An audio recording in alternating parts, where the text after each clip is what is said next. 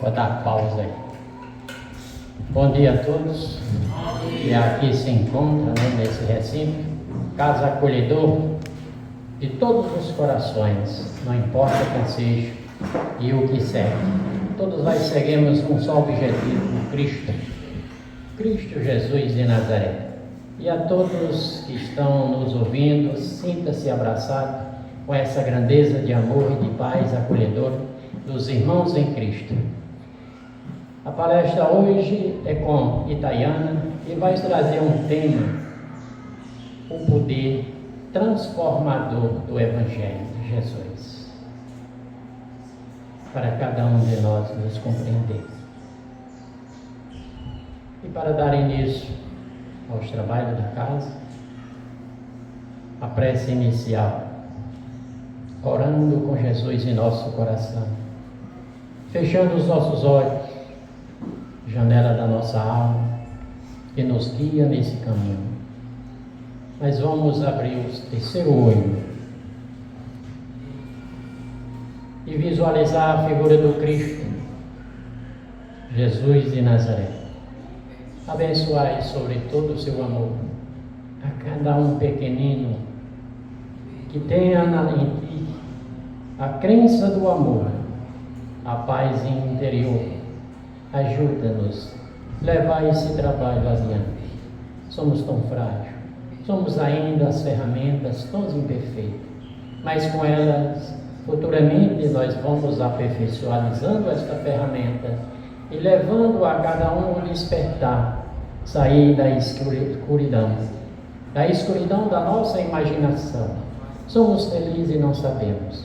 Busquemos a nossa graça e a nossa misericórdia divina pelo grande amor de paz e dizendo assim, graças a Deus.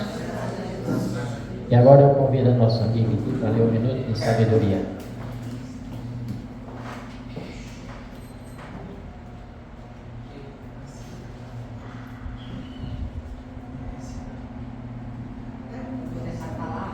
Todas as vezes que olhar para uma criança, levante seu pensamento em ação de graças a Deus, que jamais abandona seus filhos. A criança é a esperança de hoje, na realização de amanhã. É a certeza de que a terra está sempre a renovar-se, recebendo cada dia novos habitantes que lhe vêm trazer a contribuição de seu trabalho e de sua capacidade para o progresso do mundo. Graças a Deus. Na leitura do Evangelho, bem-aventurados aqueles que são misericordiosos, capítulo 10, a indulgência. Espíritas, queremos vos falar hoje da indulgência e esse sentimento tão doce, tão fraternal que todos homens devem ter para com seus irmãos, mas do qual bem poucos fazem uso. A indulgência não vê os defeitos dos outros, ou, se os vê, evita falar deles, divulgá-los, ao contrário, ocultar o gozo, a fim de que não seja conhecido senão dela. E se a malevolência os descobre, tem sempre uma desculpa para abrandar, quer dizer, uma excusa possível seria ou não aquela que tem o ar de atenuar, falar e fazer exaltar com um jeito perfíduo. A indulgência não se ocupa jamais com os atos maus de outrem, a menos que isso seja para prestar um serviço, tendo ainda o cuidado de os atenuar tanto quanto possível. Não faz observação chocante, não tem censura nos dá, mas somente conselhos, o mais frequentemente velados. Quando criticais, que consequências se deve tirar de vossas palavras? E que vós, que censurais, não terias feito? O que reprovais e o que valeis mais ocupar? O homem, quando pois julgareis os vossos próprios corações, os vossos próprios pensamentos, os vossos próprios atos, sem vos ocupardes do que fazer os vossos irmãos? Quando não abrirei os vossos olhos severos, senão sobre vós mesmos? Sede, pois, severo para convosco, indulgente para com os outros. Pensai naquele que julga, em última instância, que vê os pensamentos secretos de cada coração, e que, por conseguinte, desculpas frequentemente as faltas que censurais ao condenar, o que desculpais por conhecer o móvel de todos os atos.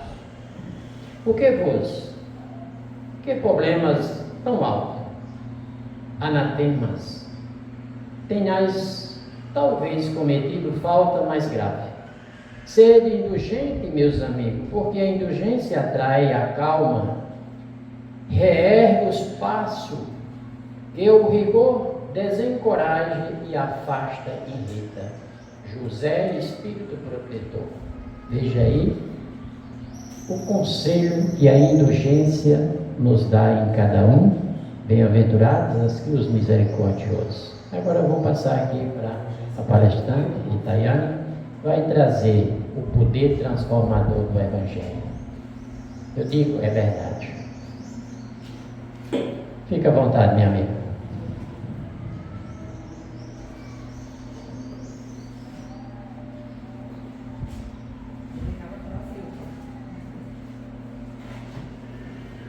Bom dia a todos. Bom dia.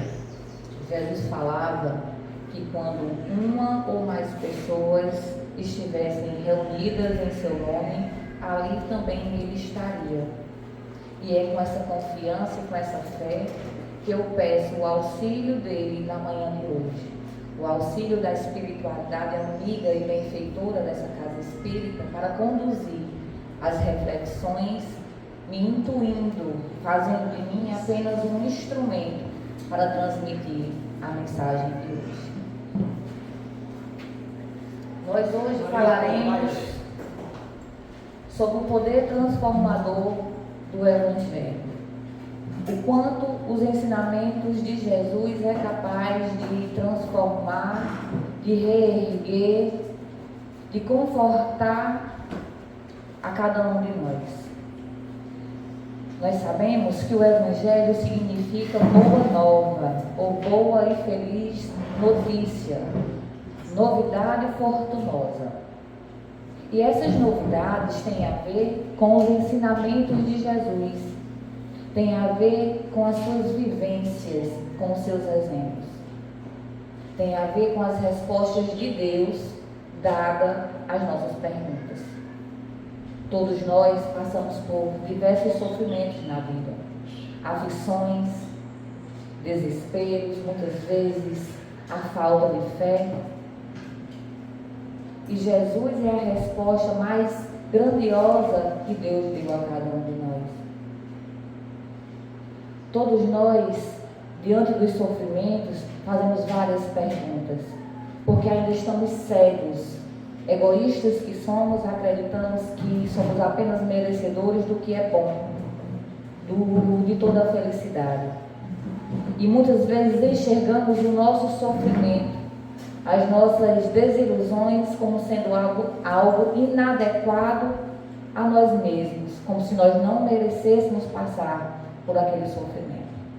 Sem compreendermos que esse é um momento de aprendizado, é a oportunidade que todos nós temos de olharmos para o nosso passado e analisarmos os nossos equívocos. Então, Deus nos dá essas respostas diariamente, só que a gente não percebe e continua questionando. E várias serão as perguntas, mas a resposta sempre será uma única: Jesus Cristo. Jesus é o modelo mais perfeito que Deus mandou para que nós seguíssemos os seus passos. É tanto que Ele é guia e modelo da humanidade. Ele é guia porque Ele já atravessou todo esse caminho que nós hoje percorremos. É modelo de conduta moral. Jesus é a resposta viva do amor de Deus por todos nós. Tá bom para escutar, não? Não, tá Tá bom. vendo agora?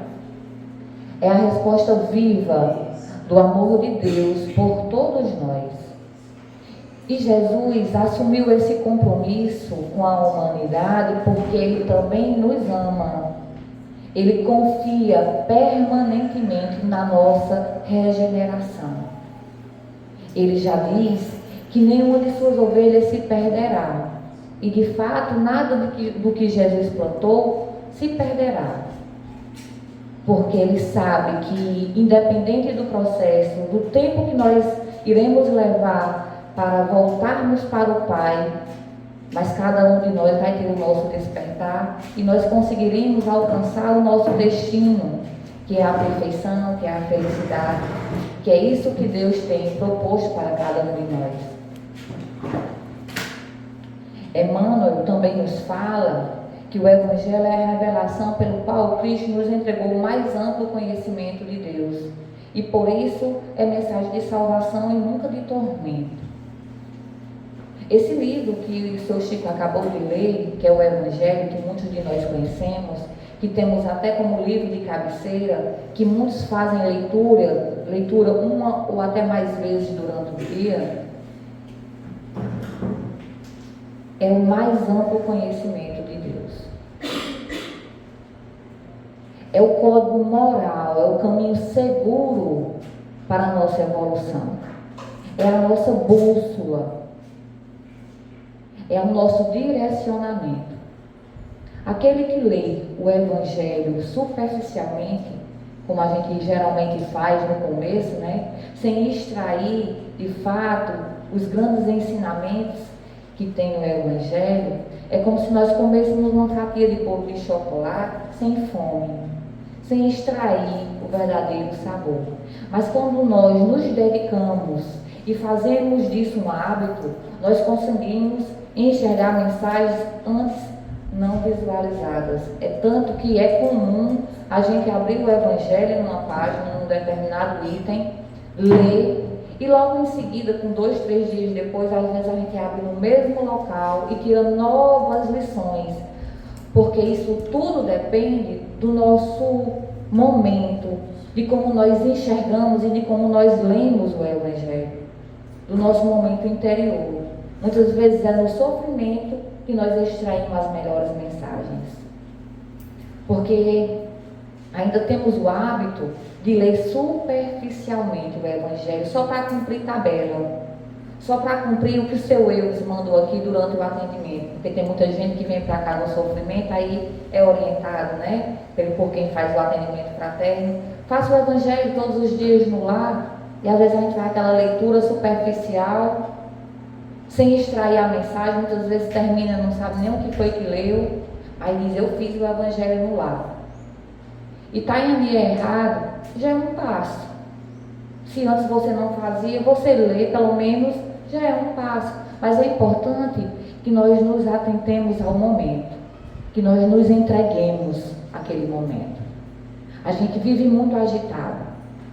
E muitas vezes a gente passa pelos momentos sem vivê-los, sem aproveitar. Isso é num momento de reflexão como esse, que muitas pessoas estão aqui olhando para mim, mas com os pensamentos longe. Às vezes num problema que está em casa, num amor não correspondido, num boleto que tem para pagar amanhã. É normal. Só que nós também devemos nos desprender desse material, para compreendermos, para nos alimentarmos daquilo que de fato é importante, que é o alimento espiritual que Jesus tem e nos trouxe há mais de 2000 anos, e esses ensinamentos perduram e atravessam as gerações até os dias de hoje. É necessário nós nos desprendermos um pouco mais da matéria. E eu não estou dizendo com isso que a gente deixe de trabalhar, que a gente deixe de buscar. Mas é preciso também nós termos a consciência de que precisamos alimentar o nosso espiritual. Porque quando nós passamos do plano material para o espiritual, tudo aquilo que acumulamos de poder, fama, poupanças recheadas e títulos, nada serve. Nada serve. A gente só leva para o espiritual aquilo que nós armazenamos no nosso coração. de ensinamentos, de aprendizado, daquilo que nós fazemos para o outro, a caridade, a benevolência, né? Que nós trabalhamos dentro dos nossos corações através do perdão, ressignificando alguns sentimentos. Chico Xavier, em um momento, quando ele foi entrevistado no programa Pinga Fogo, ele foi perguntado qual a importância do Evangelho de Jesus para a humanidade. E ele responde que é semelhante à importância do solo na sustentação da nossa vida física. Todos nós necessitamos dos ensinamentos de Jesus. Isso a gente não tem para onde correr. Porque nos ensinamentos de Jesus está a essência de Deus. Jesus é a prova viva, é a grandeza do amor de Deus pela humanidade. O sol que ele fala aqui, que é o que nos sustenta, né? Que ele fala aqui que é a sustentação da nossa vida física, é o sol que aquece os nossos corações. Se nós não tivéssemos sol, a humanidade, muito provavelmente nós viveríamos apenas na escuridão, no frio, né? No isolamento, no egoísmo, na frieza dos sentimentos. Esse sol é aquilo que aquece a nossa alma, que nos faz caminhar em busca de realizar e viver aquilo que o Cristo nos ensinou, que é o amor a Deus acima de tudo, mas amar ao próximo como a si mesmo.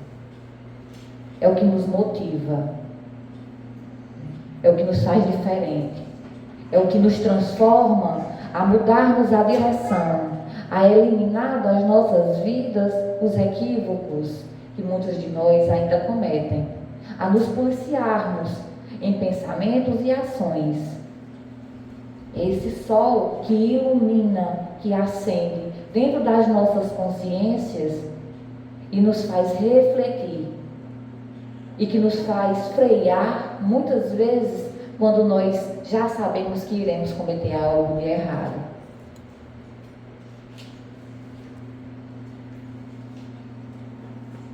O Evangelho, de acordo com André Luiz também, é um livro divino. E enquanto permanecermos na cegueira da vaidade e da ignorância, não nos expõe seus tesouros mais sagrados. E aqui André Luiz nos convida a lermos o Evangelho não apenas com os olhos materiais, mas com os olhos espirituais, com a alma. Porque quando nós lemos o Evangelho superficialmente, apenas com os olhos materiais, a gente entende, a gente aprende, a gente adquire o conhecimento. Mas quando a gente lê com os olhos espirituais, nós sentimos o Evangelho. Nós nos colocamos no lugar do outro. Nós passamos a compreender o porquê o outro fez algo que não me agradou. E a gente passa a reconhecer que também fizemos algo que desagradou as outras pessoas. Ou que a gente não está agindo com benevolência, com a indulgência. A gente sente e se policia quando a gente vai falar da vida do outro, apontar o dedo ou julgar. O Evangelho sentido transforma e salva vidas.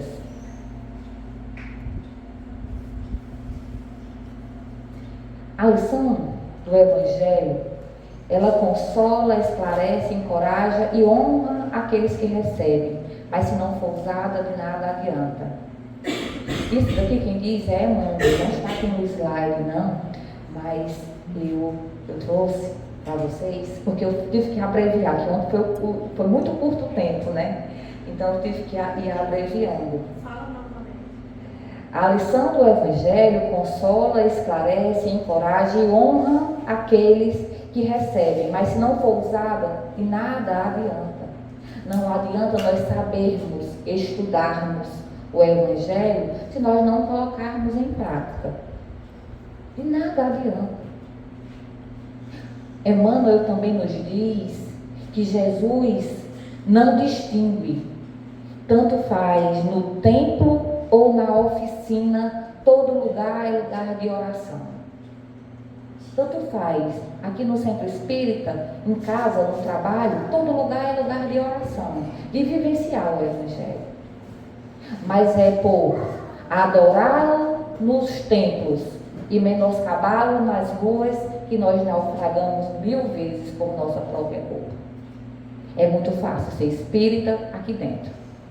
É muito fácil ser católico dentro da igreja, nos templos. Porque a gente veste uma máscara e vem. Muitas vezes a gente não está tão bem, mas a gente bota um sorriso, a gente tenta ser benevolente, a gente sorri, a gente é agradável, fala até baixo. Mas em casa, às vezes, a gente se mostra tal como é.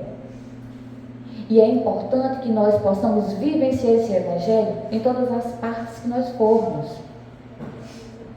Porque a gente não tem como ser cristão apenas na casa espírita, a gente precisa ser cristão por completo. A gente precisa, de forma permanente, natural e espontânea, aceitar o Cristo no nosso coração. E quem quer seguir o Cristo e ainda não está disposto a renunciar, longe está de entender a proposta do Evangelho.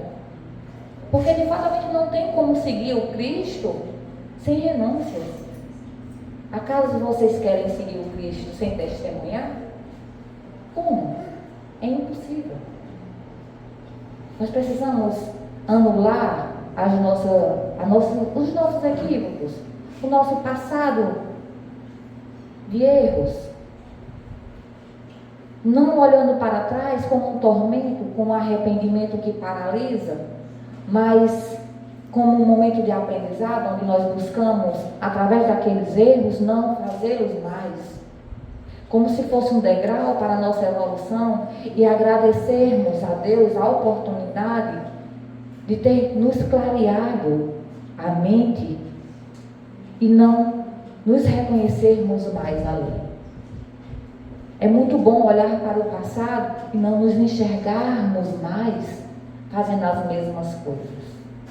Mas a gente não pode anular, a gente não pode mudar, a gente pode recomeçar. E para Deus é isso que importa, é a nossa transformação a partir do momento que nós, de fato, acolhemos Ele em nosso coração. O esforço repetitivo que a gente vai fazer para ser homens e mulheres melhores. Renunciar não é fácil porque a gente é apontado. Hoje eu vinha conversando sobre isso no carro.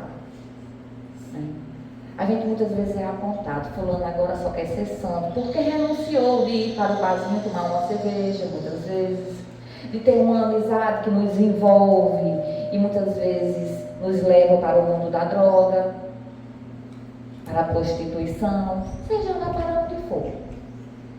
Quando a gente diz um não, aquele que ainda não despertou diz assim, fulano, agora só quer ser santo. Hipocrisia.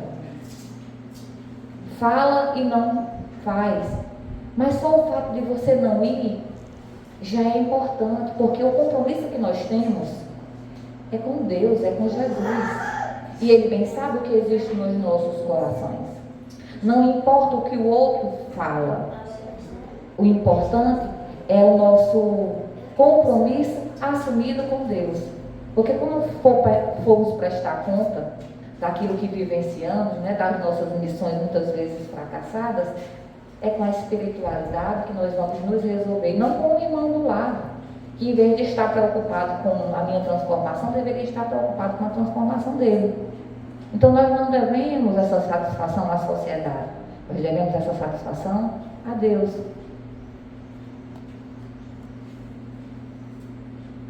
André Luiz fala também que a palavra edificante é uma bênção do céu, mas há sonâmbulos do verbo notável, sem serem loucos. Falam de maneira brilhante, embora dormindo. E esse pensamento de André Luiz me atravessou de uma maneira profunda e eu não tinha como deixar de trazer. Porque aqui é bem claro, muitos de nós falam palavras edificantes, ainda que dormindo. E eu puxo isso muito para quem está aqui em cima, no púlpito. porque a gente acaba sendo um pouco mais cobrado com esse trabalho. E é preciso uma responsabilidade, de fato, de pensamentos e de ações ainda maiores. Porque quando eu li isso, eu fiquei imaginando, Senhor, será que eu ainda sou essa palavra edificante? Embora dormindo, embora sonâmbula? E percebi que sou também, porque ainda sou imperfeita. Ainda cometo equívocos. E isso é importante para que a gente vá acordando. Porque muitas vezes nós atravessamos a plateia, atravessamos os corações, nós conseguimos envolver as pessoas com palavras bonitas, mas muitos de nós ainda não praticam tudo aquilo que falam. Isso é uma verdade. Mas só que ele me consolou lá embaixo. E todos nós podemos sofrer semelhante calamidade. Não só eu, mas como todos nós podemos sofrer semelhante calamidade. Porque nós também divulgamos o Evangelho no nosso dia a dia, através do nosso exemplo, através das nossas vivências. Quando alguém, até mais sofrido do que nós, nos procura, e a gente diz assim, fulano, eu também já passei por isso, vai passar. Embora dormindo, muitas vezes nós somos uma palavra de conforto, né? Para um vizinho, para um irmão, para uma pessoa no trabalho. Mas ele fala e respalda algo muito importante aqui no final. Ele diz, em testemunho de aplicação com Jesus é preciso fazer algo, acordar. Chegou o momento de todos nós acordarmos, né? Porque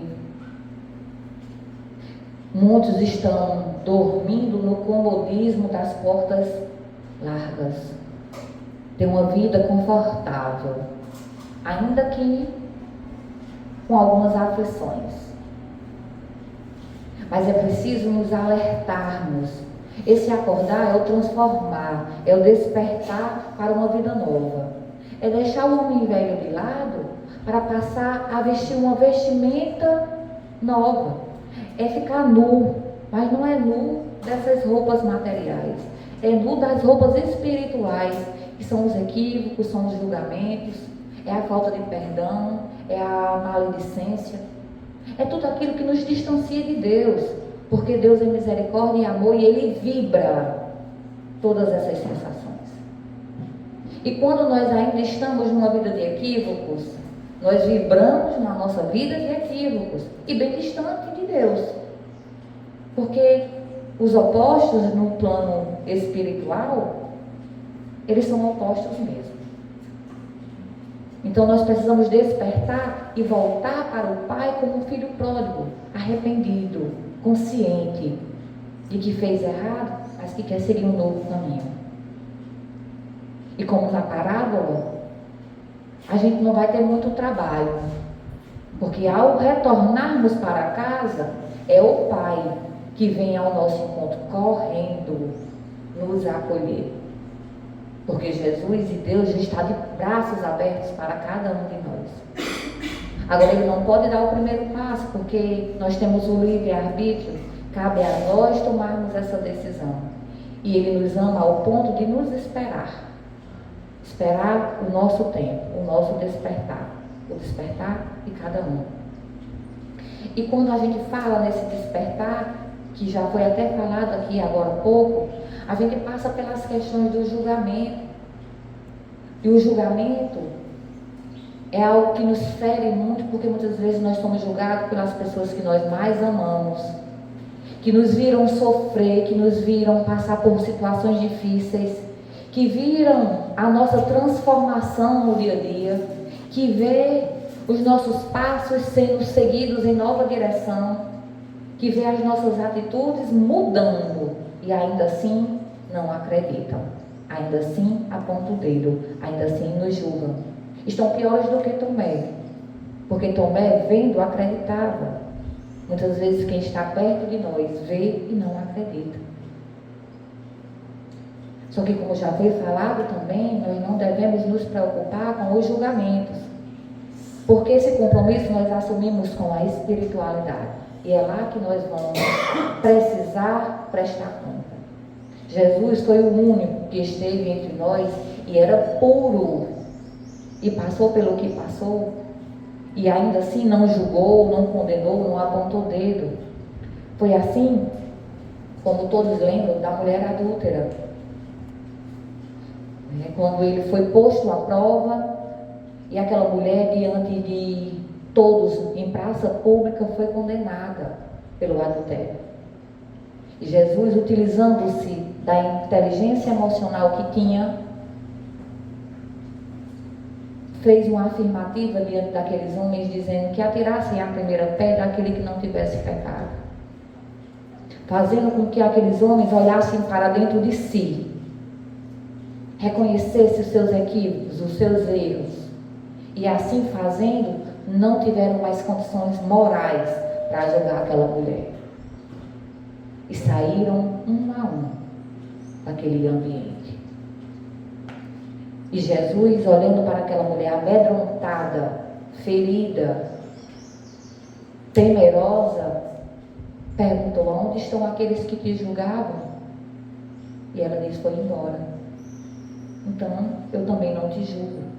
Vai e não volte mais a pecar. É a segunda oportunidade que Jesus dá a essa mulher. Porque ele sabe o que existe no coração dela e sabia também quantas tentações ela havia resistido até cair naquela. A gente não conhece a dificuldade, o dia a dia de ninguém na íntegra. Às vezes a gente conhece superficialmente, porque a dor que está no nosso coração, muitas vezes a gente não compartilha. Então não nos é dado o direito de julgar ninguém. Mas ele aqui também não foi conivente. Ele dá uma instrução: vai e não volta mais a pecar. É o Evangelho tocando os corações. É o Evangelho de Jesus tocando almas, transformando. Foi assim também com Maria de Magdala, a obsediada por 7 demônios, de acordo com os 4 evangelistas. Essa mulher foi discriminada pela sociedade, apesar de ser uma mulher com condições financeiras e que tinha uma certa influência no patriciado romano pelas as atividades que exerciam. Ela era uma cortesã de luxo. Era uma pecadora, como diz ela mesma. Mas ao contato com o Cristo, renuncia à vida de equívocos e se transforma numa mensageira de luz. A escolhida por Jesus para entregar a mensagem que a vida é apenas uma passagem, que a vida não cessa. E Jesus poderia ter escolhido qualquer pessoa, a sua mãe, algum dos seus apóstolos, para transmitir essa mensagem. Mas escolhe a ex-pecadora de Magdala, a ex-cortesã de luxo, para deixar marcado nos 4 evangelhos o poder do evangelho em transformar vidas, em reerguer vidas. Ele escolheu Maria de Magdala, porque ela foi alguém que renunciou a todos os equívocos numa única encarnação. Foi o maior exemplo de transformação moral que eu particularmente conheço, porque ela abandonou uma vida de vícios. E você renunciar ao vício é muito difícil. Ela renunciou 100% em uma única reencarnação, entregando-se apenas ao trabalho do Cristo. Quem aqui também não conheceu a história da samaritana, que ao encontro com Jesus no poço de Jacó, Jesus ultrapassa todos aqueles preconceitos e oferece a essa mulher a água viva, mas não a água dos lagos, dos rios, a água viva do amor, a água viva que ampara, a água viva dos seus ensinamentos, que transforma. E é através dessa mulher que a sua mensagem se se propaga na Samaria, que era um lugar que os judeus tinham uma certa resistência em entrar. É através dessa mulher, tocada pelo Evangelho, pelo amor de Jesus, e que leva a sua mensagem ao seu povo.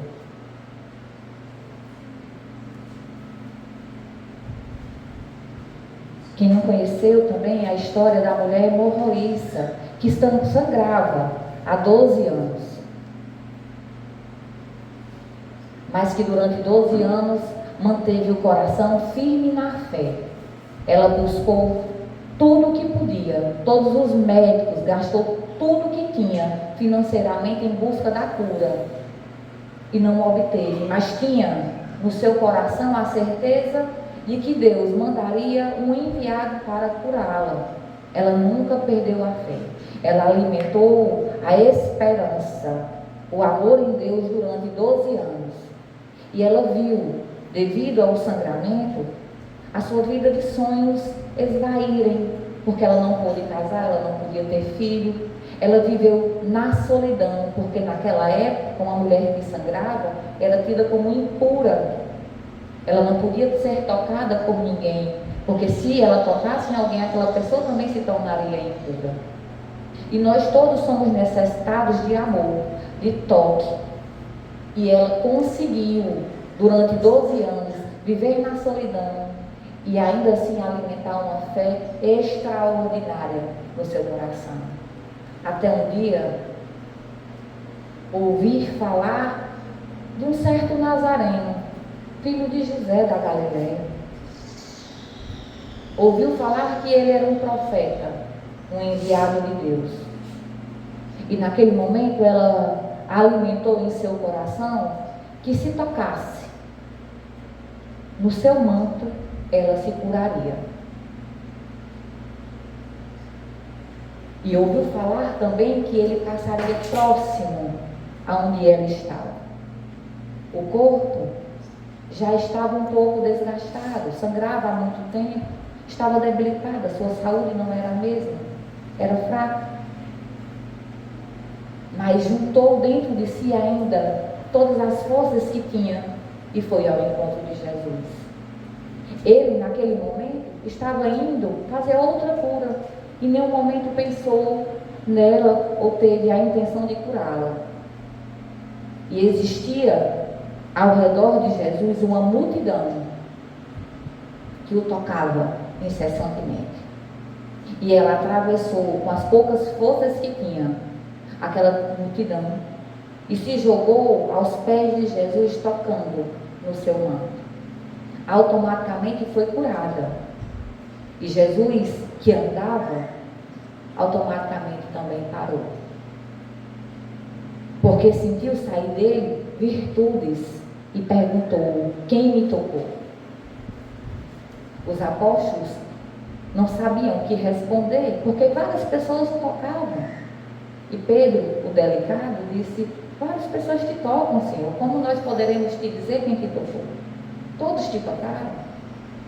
E ele diz: mas alguém me tocou de forma diferente, porque de mim saiu virtude. E ele volta a fazer a pergunta e aquela mulher se identifica, temerosa, com o coração aflito, porque achava que ao tocar no manto dele, talvez pudesse ter deixado impuro. E ela diz: foi eu, Senhor, que te toquei, mas não tive a intenção de lhe deixar impuro. Eu toquei apenas no teu manto, na orla do teu manto, porque eu acreditei do fundo do meu coração que se assim fizesse, eu estaria curada. E de fato fiquei, o sangramento cessou. Eu estou curada. E Jesus, olhando para aquela mulher, diante da multidão, diz: a tua fé te salvou. Porque ele não tinha a intenção de curá-la. Mas ao tocar no manto de Jesus, os fluidos magnéticos que ele emitia de amor, de saúde, de cura, conseguiram atravessar aquele coração que estava permeável naquele momento. E ela foi curada porque acreditou que poderia. Era a fé que movimentava. Tantos outros que ali estavam tocando estavam doentes também. E só ela foi curada, porque ela estava receptiva, porque ela acreditou.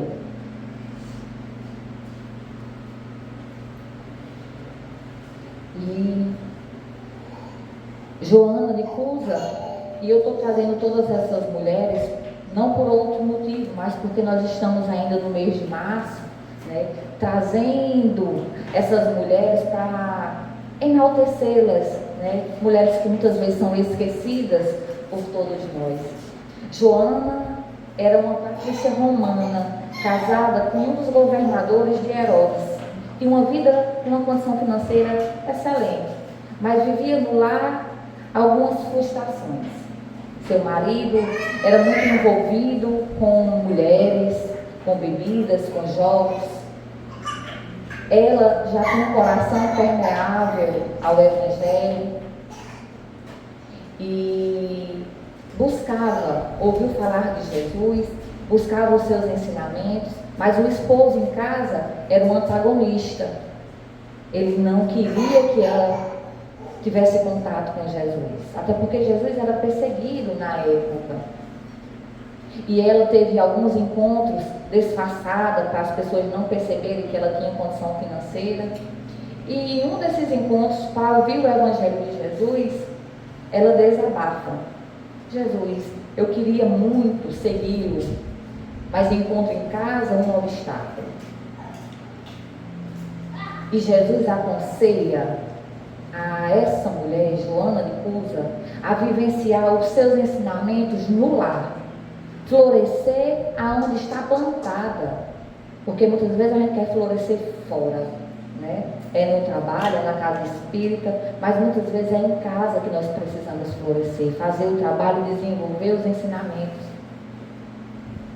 Vá para casa, Joana, cuida da tua família, é lá que você precisa colocar em prática os meus ensinamentos.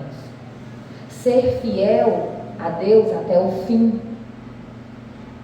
E é dentro de casa que ela pratica o Evangelho, se auto-evangeliza, busca transformar a vida dos filhos, do esposo, levando e conscientizando num caminho mais adequado, né? E vive toda aquela experiência que o matrimônio ainda lhe proporciona até que o marido morre. E ela consegue aí, a partir de então, libertar-se e seguir o Cristo como gostava. Mas o maior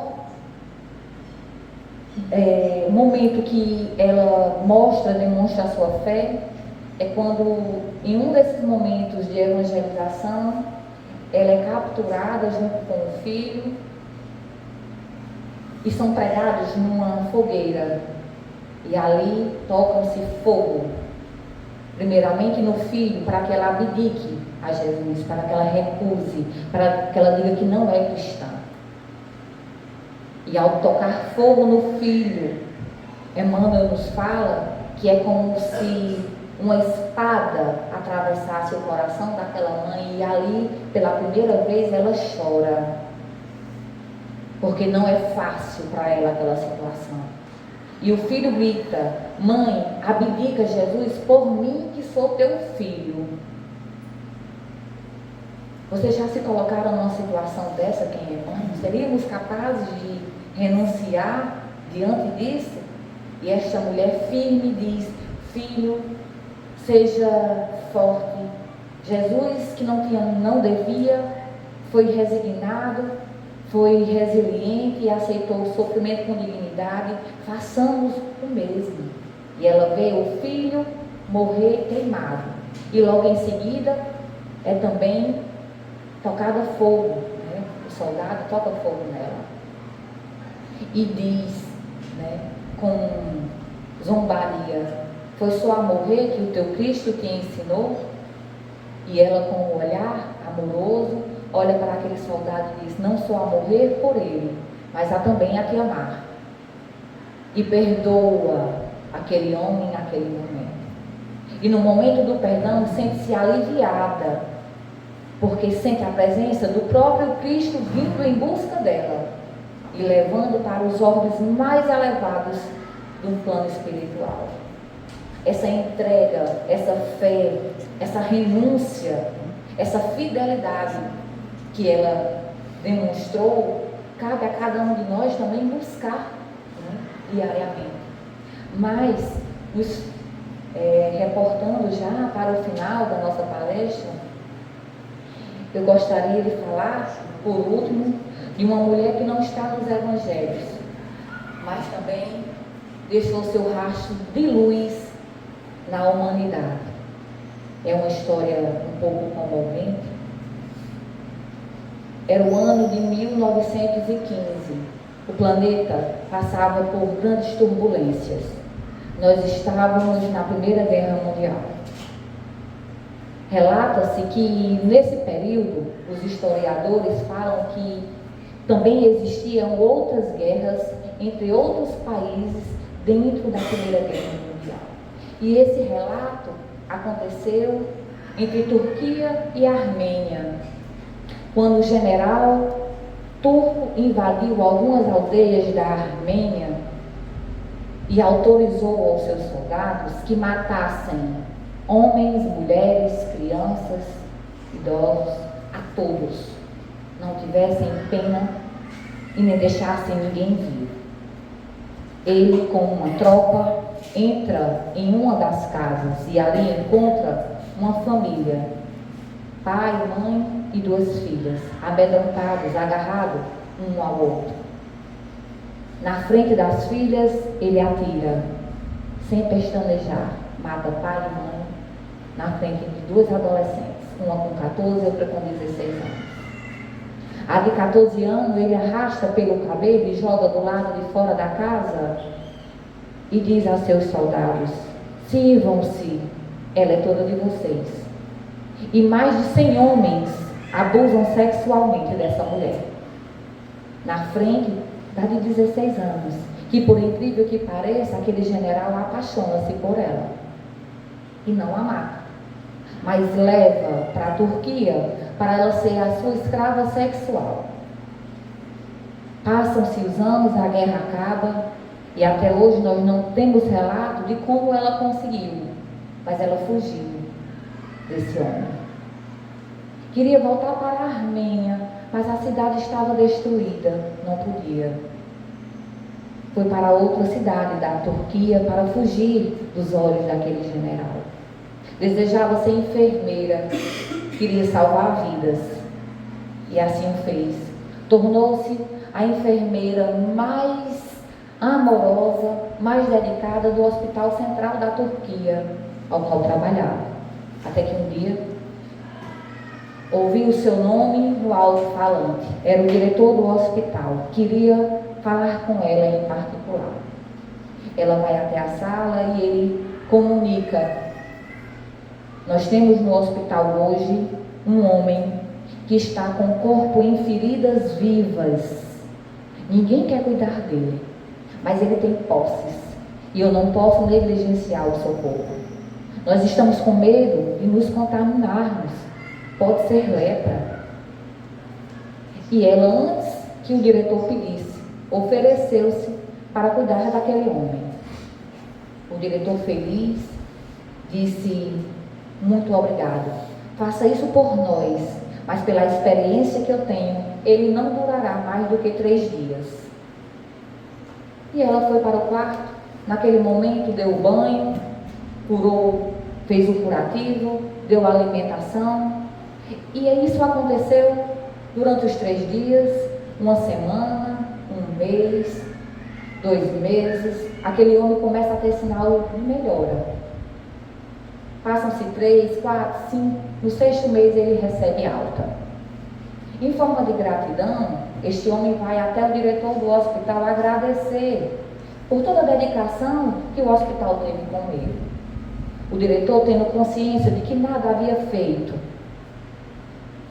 diz àquele homem: agradeça a enfermeira que lhe cuidou, porque hoje posso ser honesto com o senhor, ninguém queria fazer esse trabalho. Ela foi a única que se disponibilizou a cuidar de você. E ele manda chamar a enfermeira e agradece. E começa a conversar com ela e diz assim: mas seu sotaque é diferente. você não é turca? Ela fala, não, eu sou da Armênia. Aí ele disse, eu conheço. Durante a Primeira Guerra, fui general, estive em algumas aldeias por lá. Ela disse, eu lembro. Ele disse, você lembra? Lembro. Eu lembro quando o senhor entrou na minha casa e matou os meus pais na minha frente, na frente da minha irmã.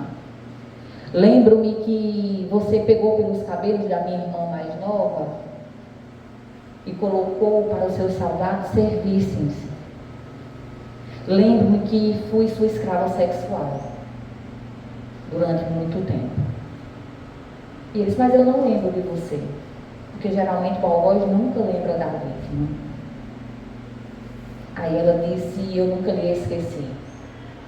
E ele dá 2 passos para trás, assustado, o diretor com os olhos arregalados, e ele fala, e por que você tendo a oportunidade de me matar, você não o fez para vingar a sua família, a sua irmã e as suas dores?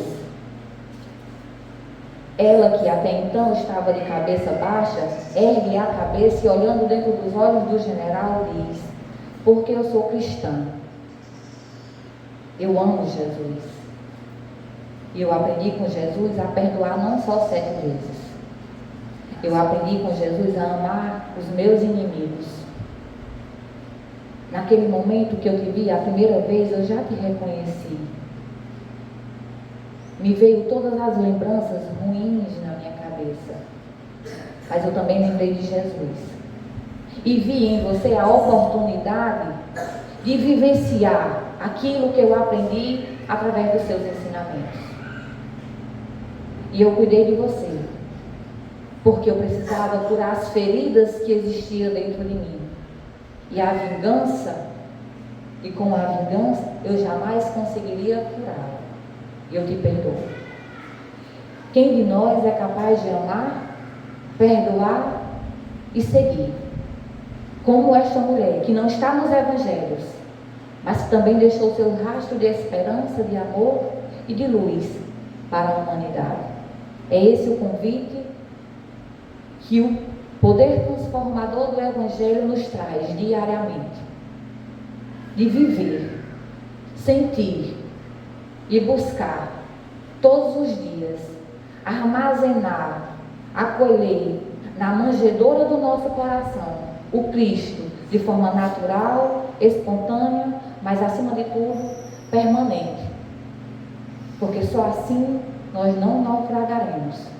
Só assim a nossa base, a nossa casa estará em uma estrutura que nos dará suporte para passar por todas as dificuldades, por todos os conflitos e por todas as necessidades que ainda precisamos passar enquanto seres errantes.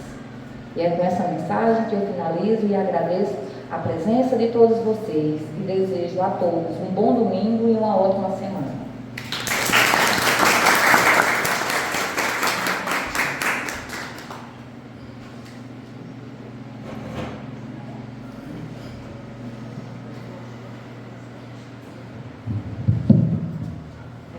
Pois, boas colocações que Tayane fez, o poder transformador do Evangelho, principalmente em nossos lares.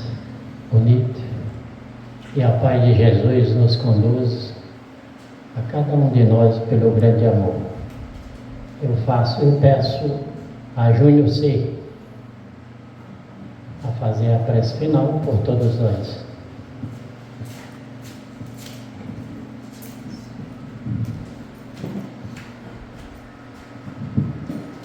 Fechemos nossos olhos e pensemos na imagem do Senhor Jesus e pedimos a Ele que nos dê forças para suportar todas as nossas provas, que o Senhor ilumine a cada um de nós e nos proteja de acordo com a nossa necessidade e que nos dê força, Senhor, para seguir sempre em frente. Graças a Deus.